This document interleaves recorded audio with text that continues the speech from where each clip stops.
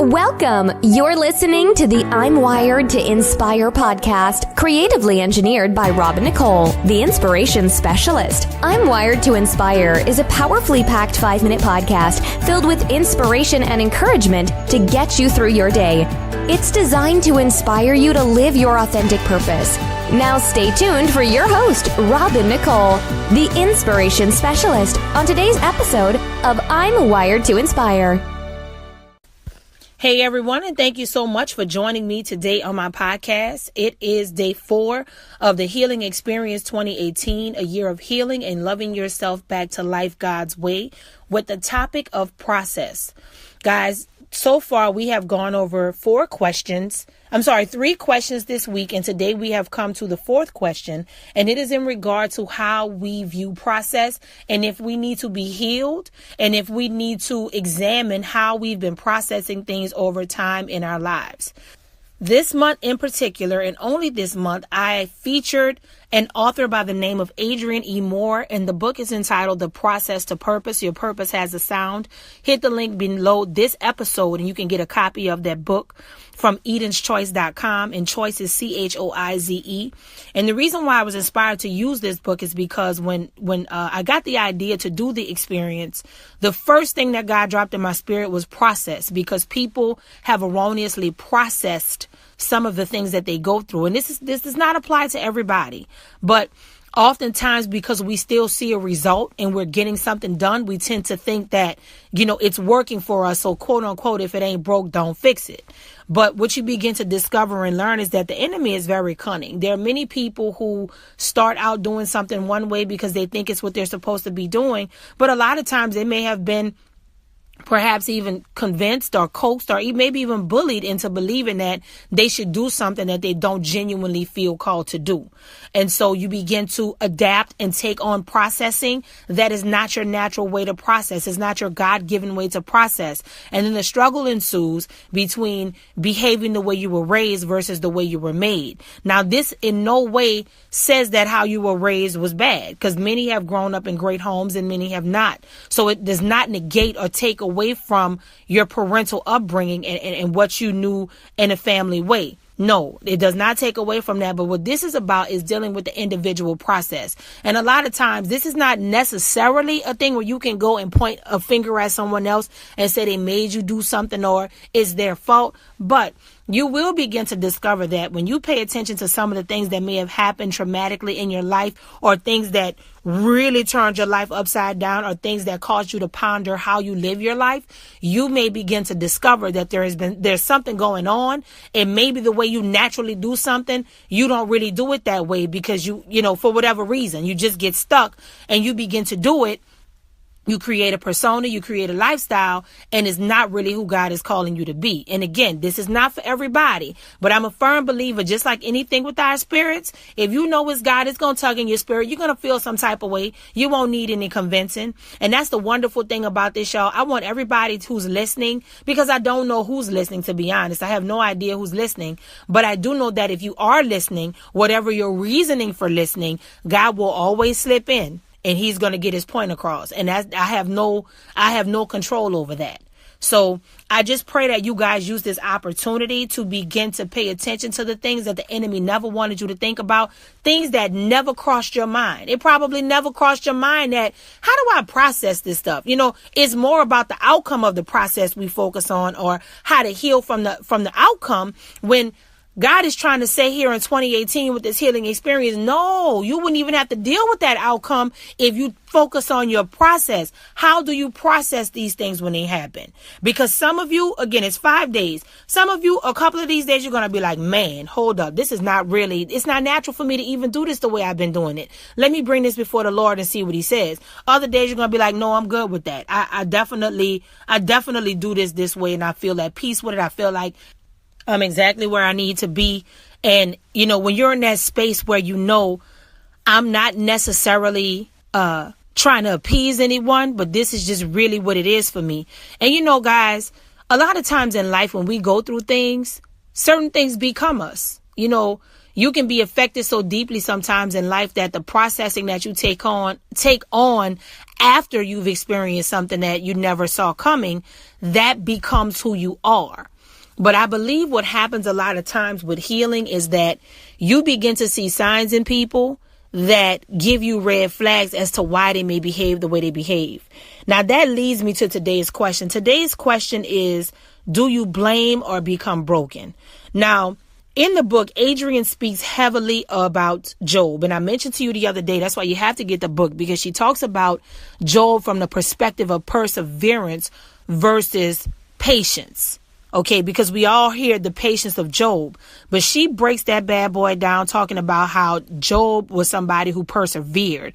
And I love the way she conceptualized that. I'm not going to give it all away. You got to read it, but it makes me think about today's question. Also, do you blame or become broken? Okay, so here's one of the things that I begin to notice. And again, one of the awesome things about this is, guys, everything I talk about, I've either gone through it, working it out, or whatever the case may be, but we're all in it together. Okay, so that's why I want you to be at peace. I want you to be okay with where you're at, because none of us get it perfect. None of us are perfect. And I actually just read something that says, I'm not perfect, I'm original. And that's the thing I want you to remember about this entire process. It's not about you being perfect. It's about you being who you have been called to be. It's about you being your original self, your authentic self. And that's the thing that I think that people don't really like to grasp once you go through so much in life and things become so heavy. You know, you being your original self, sometimes it just feels uncomfortable because it's a lot easier to be whatever your situation has caused you to be. And see, the good thing about all of this too, y'all, that I love about the process of healing is, even if once the scales fall off and you begin to heal and talk things out and you really start to come into the knowledge of some things you never recognized, this does not turn into oh my God, I made so many mistakes. I can't believe I made that choice and I should have made that choice and my processing was off. No, now, if you want to allow it to turn into that, you can, but that's really useless, because it really turns into, okay, wow, like, okay, maybe I would have done something different. Maybe I didn't realize that my behavior with this was attached to how I was treated when such and such happened. But now that I am who I am, and I'm willing to say, okay, God, show me. Because see, this is where the game changer comes in. When you literally say to God, show me. Because I can say whatever I want on this podcast, but the rubber will meet the road when you turn it off. And if you decide to say, okay, God, does any of that apply to me? Because like I said, you shake the tree. And whatever stands is what stands. Whatever falls off is what falls off. And one of my favorites, take the meat, throw out the bone. You'll know which part applies to you guys. So the good thing is the process of healing is never forced. It's always something that you can do at your own pace. And when you do understand it, then you can take all of your L's. You can take whatever it is that you've gone through that you say, man, it was an obstacle. It was a loss, but I'm still a winner. Like, I win regardless. Like, it doesn't even matter. I still win. Even if you look and see, you know what? I was not the best version of myself. I wasn't. Now, I see this new way that I can go, and I feel like I can be an even better version, because here's what happens. A lot of times when other people are involved with giving praise and accolades and saying that you're good or you're awesome or whatever, or conversely, if they're saying you're bad all the time, you're not a good person, or you always do this, you always do that, that either way, whatever extreme it is, that affects people. And not only does it affect people, the how it affects them causes them to begin to make decisions that may not be conducive to where they actually desire to go. Not so much what other people think, but it doesn't even really match their desires, because a lot of times people may set a goal or see something in front of them and say, this is what I want, but the goal constantly eludes them. The accomplishment and achievement of the goal constantly eludes them, and they do everything they're supposed to be doing. It's because there's some type of glitch in the process. Because if it's not your work ethic, if it's not your focus, if it's not saying I'm going to do this and going to do that, and it still remains elusive, then it has to do with the processing. It has to do with the person and how they process things. So one of the things about coming to a crossroads in a situation, and you have to decide how you're going to process something, and you can take one or two options. You can either blame or you can become broken. Now, let's take some time and think about those two things. Now, when you are a blamer, yesterday we talked about whiners and complainers. When you are someone that blames, like all you do is place blame, there is something wrong with your processing when it comes to taking responsibility. Okay. Now, some people are not going to like this, but I'm going to have to say it. If you always end up being the person that says what somebody else did or what someone else has done or what you think they're trying to do against you, or, you know, whatever the situation is, you always create it where you're the one at a deficit. That is a red flag, because it is virtually impossible for every single time for it to be someone else's fault. Okay. Now, every time may not be your fault either. But one of the things you learn about processing is you have got to get in front of what it is that's going on. And I learned this some years ago. And, you know, I had an old friend back in the day, and I used to be so defensive whenever I would talk with them. Like, this was years ago, like growing up. And all through like college and high school, I was always super defensive. Like, whenever they told me anything, I just didn't want to hear it. And it's interesting because someone else that I know, you know, they mentioned that to me, you know, like maybe like last year, year before. And I started to realize that that was something that I had learned to heal from. And I wondered why I was still hearing the same thing from someone. And I was like, why am I still hearing this? Well, see, here is what happened. When I was in a season of really just trying to do everything my way, my processing was based on how I could be the one winning with the end game. Now, don't get me wrong. You want to have a mindset of a winner. You want to set yourself up to perpetually win and reach your goals. But here is the part about getting there. A part of winning is allowing yourself to see yourself for who you are. And when the blame comes, if the blame has to be pointed at you, you welcome that. And even though it may not feel good, it may be embarrassing, you do what you need to do. Now, originally, I'll go back to the example I gave about myself. Originally, years ago, when this particular friend would tell me that I was so defensive, they were absolutely right. But this is at a time in my life where I just had like no healing whatsoever. I was just kind of out there rogue. Yeah, I would pray, go to church, but man, I was nowhere into God, into Jesus. I wasn't doing what I needed to do. I was just whatever, you know? And so that person was right. And even though it took me years and years and years later, I don't even communicate with them anymore. But it really blessed me because they used to say it so much. I started to deal with it. I started to look at it. And I saw why the relationship had become the way it had become. I know my part. Again, when you get so deep into understanding blame and why it's a waste of time to constantly blame people, when it is so much easier when you take ownership and responsibility for yourself, it makes your life easier. It changes everything, because it doesn't mean that you say everything is my fault.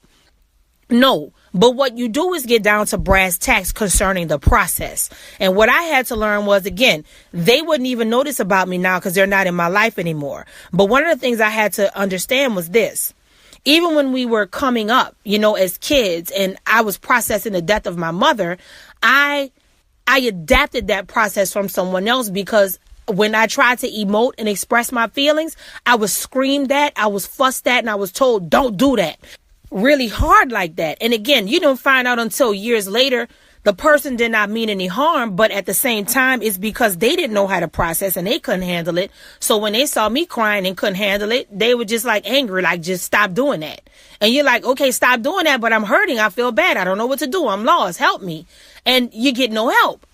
You know, so again, I could just be blaming everybody. You did this to me. You did that to me. Okay, well, I mean, okay, maybe. But then when you start to really face it for what it is, you have to find a way to get a handle on it. And you have to find a way to begin to let God show you what's really going on. Because once you do that part, you begin to find many times when people abruptly cut you off, when you are expressing something where you have been hurt or you have been played, when somebody cares about you and you can be conveying that to them and they don't have the power to fix it, sometimes their first notion is to cut you off and shut you down and tell you, don't do that. Don't feel that way. Don't say that thing. Because it makes them feel like that's the only way they can stop it because they know they don't have any real answer. Therein lies where you mentally change your processing strategy because they made you feel that when you emoted and expressed yourself, you should not have done that. But in reality, what they were saying was, listen, I actually cannot help you with that, and it is my pure desire to help you with that. So since I cannot help you with that, I want you to just stop it and don't talk about it. Maybe you could even talk about something that I know I can fix, but I can't fix that. So I'm going to abruptly shut you down. So every time you try to bring it up, you'll know, don't bring it up to me, because I already know no matter what you say or how many times you say it, I can't fix it. So here, because you have somebody who did not know how to eloquently say to you, I can't handle this. I want to be able to do it, but I feel inadequate and I don't think that I can give you the answer. Instead of them saying that to you, that's when the script flipped. That's when everything got jacked up. And now you're like, okay, well, the next time something like that similar comes up, or even when the thought of that comes up, you just suck it up and you act like it's not existing. And you know what ends up happening? A lot of relationships you attract. And I mean, I'm a living witness. I will actually talk about that one of the weeks in a series. I can't remember what the actual topic is, but sinking ships. And I believe that's in July. Make sure you listen in July for sinking ships. And I'm going to go in depth because sinking ships is about all types of relationships. And that is going to be a fire week, because that's when I'm going to go in about the relationships and who we hang with and how all of these things turn into something else. And I'll give you the breakdown of the healing process on that. But back to what I was saying. So when it comes down to understanding that a lot of times we end up creating the blame, and blame is derived from people who don't know how to express themselves. They don't know how to process themselves, and they project their process on you. Guess what? It turns into something crazy. Then you become a blamer. Then when you start to feel some kind of way and you get angry, and then you might be blaming them like such and such, did me this and such did me that. And y'all, do you see how it becomes cyclical? You see how the enemy has all of this stuff hiding in plain sight until you sit down and really think about it? Now, here's the funny thing.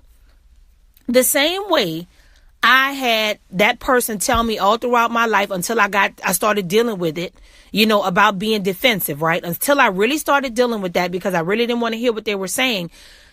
I encountered that again with somebody, okay? Not long ago. This was like maybe in 2016 or 17. I can't remember exactly when. But they made the same comment about me. Now, this is a completely different person, because here's the truth of the matter. We're going to keep it 100. Typically, when we come to processing and how we handle things, it's something repetitive. So more than one person is going to say it about you, okay? I cannot teach you anything or say anything unless I allow myself to be taught and to learn something as well. This is how we help each other. This is a group effort here. So that's why I have to say this to you. Now, let me tell you the difference.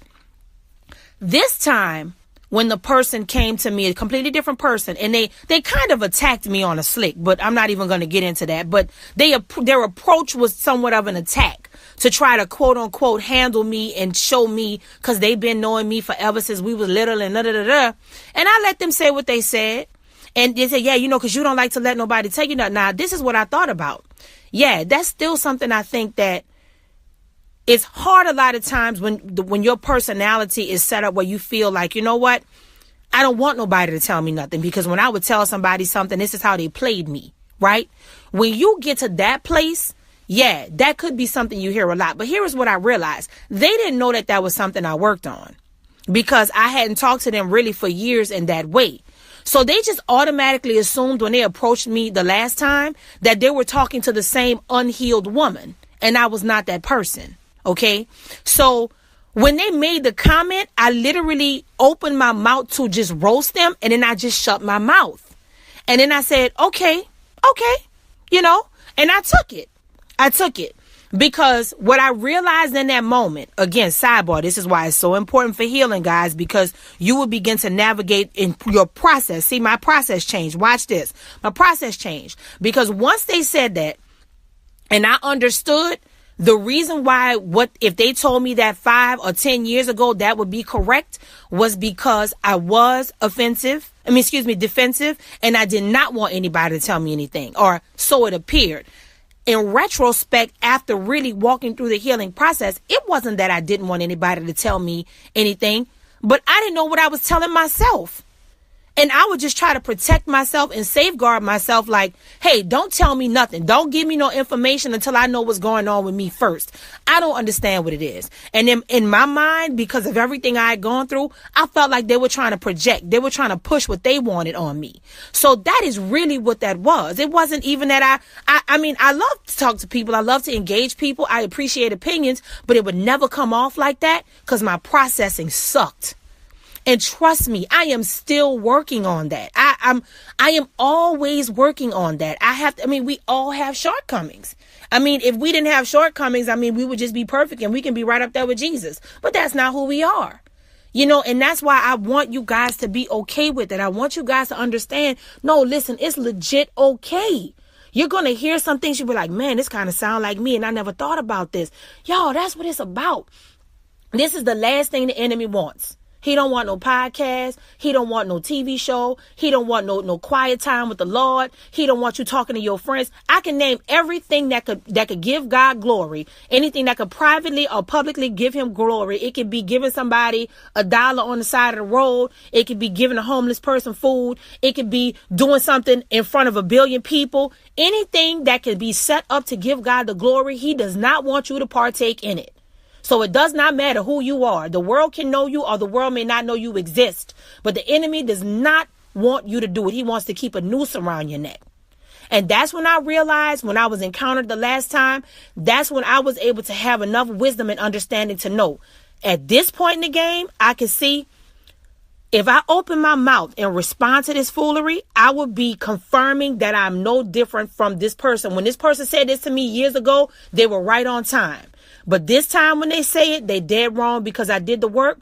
But I realized by the way they were approaching me, they already had their mind made up that I was still that person. And they assumed that because I hadn't talked to them in a long time. Now, y'all got to follow me. Pay attention to these tips because you have to start practicing wisdom, because once you get healed, other people may not be healed from who you used to be. Picture that. And some people, because they got their own stuff going on, again, we're not blaming, but this is factual. Some people, you can't even try to explain to them that you're different and you've changed, because when they still see you and they see what you do, they still assume that you're still the same person, but they don't know. So that's why when the process comes up, and if you process things and blame is that's your hot button, you got to go to blaming people first. We're going to come against that right now. We want you to walk into a space of taking ownership and responsibility. And before we get to becoming broken, because becoming broken is beautiful and I can't wait to muse on that. But here's the thing, as we wrap up the blame game, okay? When you take ownership and responsibility, it's the difference between you getting into a massive argument with someone, ruining and destroying a relationship, okay, versus saying, okay, you know what? And this could be in your quiet time. This may not be with them.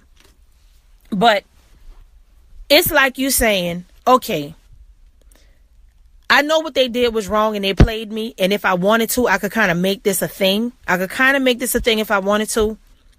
But here's what I'm going to do. I am going to look at this for what it is, and I am going to withhold. This is my new process. What's my new process? The reason why my new process is to withhold an argument is because before, when I processed, my process before was laced with blame and anger. So whenever they would accuse me of this, I would just fuss back with them and tell them that it's this and that. But right now, because I know that I'm different, and they can see that I'm different, but they don't know how to accept that I'm different. That's okay. So I'm going to take responsibility for the fact that I could either choose to go back to how I used to be and prove them right, or I can respond differently, even when they attack me and say I'm the old person and say nothing has changed, because they see everything on the surface. Nothing has changed. You don't have this. You don't have that. Okay, well, here's the thing. You have a choice right there in that moment. And you say, okay, Lord, I'm going to substitute the blame game. I'm going to take responsibility for the fact that I have control in this moment. and I do not have to succumb to what they say or what they do, and I know it's not on the same page with where you have me now, then you have to decide, is it worth a conversation? Because it may not be. Sometimes it may be just, okay, all right, and you just let it be what it is. But you remove yourself from blaming them. You do not allow yourself to get in a position of pointing fingers and blaming. Now, they can do that to you all day long, but you will not do that to them.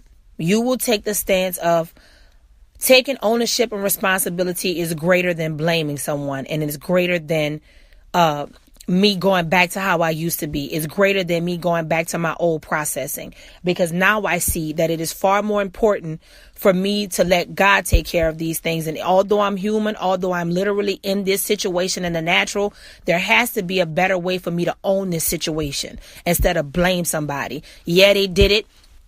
Yeah, it's their fault. But do I necessarily have to attack them like that? Listen, let's keep it 100. Sometimes that's necessary. I'm not saying that's not ever necessary. But you want to make sure that your natural processing does not involve blaming, because it's what you're used to. You want to evolve. You want to get yourself away from that, because that will keep you from the goodness of the Lord. That will keep you from the relationship that you desire to have. So now that we're done with the blame game, this part is really simple and it's really short. Do you blame or become broken? Now, let me tell you about the good thing about becoming broken. It reminds me of this saying that I read, and it said, celebrate the cracks, because that's where the light comes in. So one of the dope things about being broken are like the cracks and the crevices and the little spaces in between where there is nothing there. And the only thing that can come through is the light. That's in your brokenness. The reason why you want to become broken in your processing is because that's where God can shed light on the situation. When you are too busy with the fortress of blame, nothing can get through that. That is a process you have to undo. That's a process you have to work on, because guess what? That will keep you stagnant. That will not give you what you need to advance the way God wants you to advance. When you are broken before the Lord, when you are humble before the Lord, then guess what? You are going to learn how to approach your situations like that. You're going to learn how to approach your relationships like that. And one of the most powerful things about becoming broken is when your heart is broken and when your heart is troubled, the Lord tells you, do not let your heart be troubled. You know, he'll take care of you. He'll cover you. He'll keep you, and all of these wonderful things. Well, guess what? He specializes in that. So when you become broken in these situations and you understand, you know what? It's better for me to learn how to process this thing from a place of humility, a place of understanding, a place of acquiescing to what the Lord has for me and approaching this situation with this person, or how I process this from a place of brokenness. Guys, when you are broken, that's when you are strongest. You know, and when people look at things like, you know, your leg is broken, your this is broken, like, man, what do you mean? I'm not my best. Okay, yes, in that sense, I understand. But when you are broken in your situations in terms of using it as the barometer you set for how you want God to see you, then that is going to elevate you. That is going to catapult you into the next level of greatness in your personal walk in your life, and your personal walk with God, most importantly. And that is what I want you to remember. When you become broken and you say, God, you can use me, you can take these pieces and get me together, then so be it. Because when you say so be it, you giving God the green light to say, hey, you know what? Do whatever you need to do. You know, show me how to become broken before you. Show me how to create a new processing format for me so that I can be broken before you, because I know my brokenness before you will make me strong in my situation. So that's why I want to be very clear. You're not going to be some, you know, broken up person, jacked up, and people can abuse you. No. In your processing from now on, you want to be broken before the Lord. And when you are broken before God, he will build you up before man. It's like your own little personal David and Goliath story. You know, you might look like a little something in front of them, and they could be coming at you with all of these things and saying you this. They're like a Goliath, just saying you this and you that. You need to do this because you're not listening to God and you're not doing. I mean, people could just be telling you all kind of foolery. And you can sit up there and take it, and you can shrivel up and die. Or you can say, you know what? Okay, God. How am I going to process this when I know that this does not apply to me any longer? Because the truth of the matter is this. Maybe if they told it to you a while ago, it may have applied, but it may not apply now. And if you have not taken the time, or if you did not feel led to clean that up with them, or you didn't feel it was worth it, or you haven't had the time, whatever the case may be, you can figure that part out and decide if God is leading you to explain to them in depth what's going on. But sometimes he may say, no, just don't even do it. But that's where you have to be broken before him. Because a lot of times, y'all, when we start to uncover this whole thing about how we process things, we will learn that some things that we thought we had to get our point across about and we had to pursue, the Lord may tell you the exact opposite, and it can be crushing. Because you could have your whole rebuttal ready and typed out, honey, and you ready to just book everybody and just get everybody together. And he's like, no, just shut your mouth. That is tough, especially for somebody who feels like they've been overly expressive over the years. They've always had to say things. And one of the cool things, y'all, about this process is this. When you go and try to figure out if one of your processes and the way you handle certain things in your life is blaming, and then you decide, okay, no, I want to be broken now. I want to do this a different way. Well, what ends up happening is, when you don't place blame on anybody else and you take ownership and responsibility for yourself for how you're going to process it. And again, you don't have to take blame for something somebody else did, but you begin to look at it with a wider view, a broader perspective. Then what's going to happen is the enemy is going to be the rightful person with the blame. And then you give God permission by becoming broken to let him just destroy him and just rip him to smithereens. And you don't have to do nothing but do what he tells you to do. And God will take care of the enemy. If the enemy was sent to drive a wedge between a relationship, then the Lord will come and do that. If the enemy was sent to try to make you stay connected to this person and you're not supposed to stay connected to him, then the Lord will split you apart. But that will not happen unless you become broken. And when you get to that broken place, that's when you let the Lord come in and shine the light. And that's when you get to see exactly who it is that God is calling you to be. And you begin to operate in the new process that he has been trying to give you all along. This is the time where he will teach you how to unlearn the things that you have been doing for years. I've been saying this every day. I'm going to continue to say it repeatedly. Many times we are using a process that works, but it is not the most effective. You are getting results and it seems great. And you might have your little yes man, your little yes woman, all your little people around you telling you it's great, but that still might not be God. So I'm just led to say this. Be careful. Do not silence the one person you know God may be sending to you and you're just not trying to receive them. Because there's a difference. Sometimes two people can come like that. Okay, there's two people that can come like that. I actually encountered that before. There's a person who literally thought that, this is somebody I've been knowing my whole life. Like they literally thought that I just wasn't listening to them, but they didn't even understand. Like I had already known, like not to receive what they were saying because again, I had taken the time to pray and hear God. God didn't say they was a bad person. He didn't say that they weren't a good look. Or God move. He didn't say any of that. All God told me to do was in this season, you don't receive that because the enemy is using good people against you.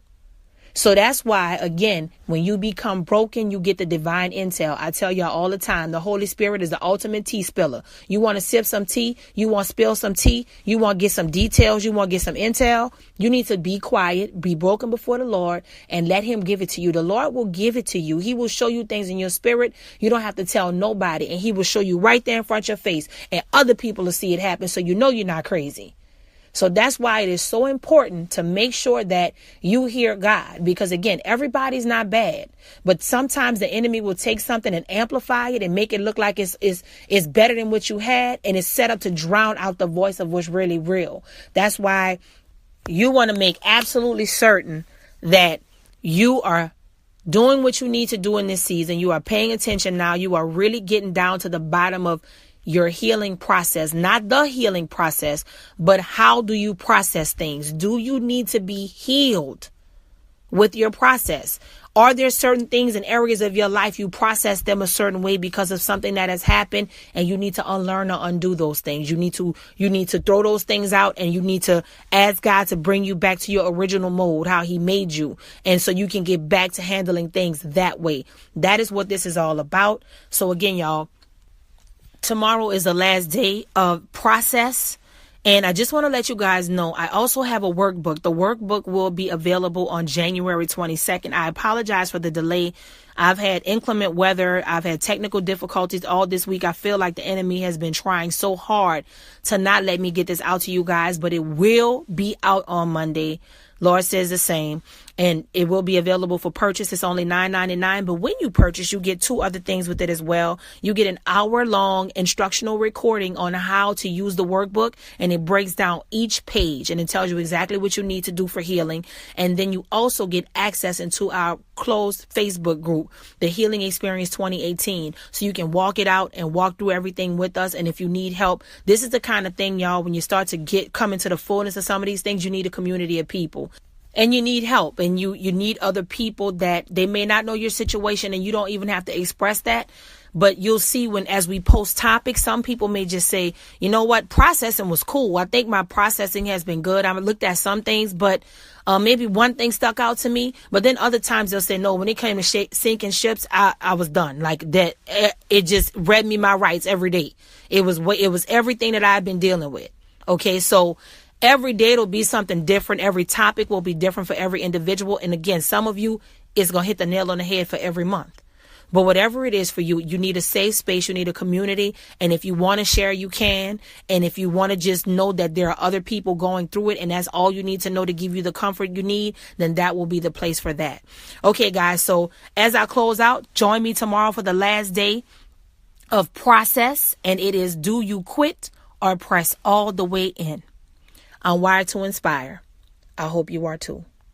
Thanks for listening to I'm Wired to Inspire podcast at I'mWiredToInspire.com. If you enjoyed the show, spread the word and be sure to hit the 5-star rating on iTunes.